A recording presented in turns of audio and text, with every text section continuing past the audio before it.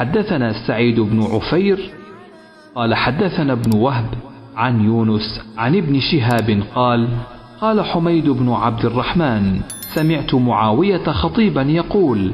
سمعت النبي صلى الله عليه وسلم يقول من يرد الله به خيرا يفقهه في الدين وإنما أنا قاسم والله يعطي ولن تزال هذه الأمة قائمة على أمر الله لا يضرهم من خالفهم حتى يأتي أمر الله.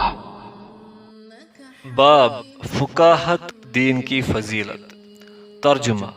हमसे सईद बिन उफैर ने बयान किया, उनसे वहब ने यूनिस के वास्ते से नकल किया,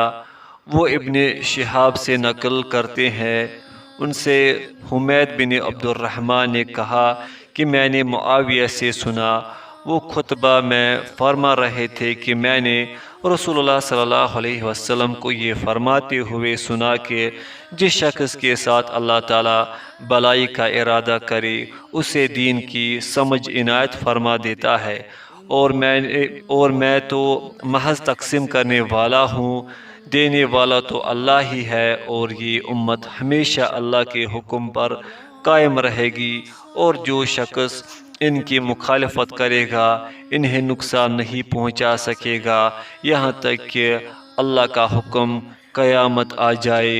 और ये आलम फना हो जाए।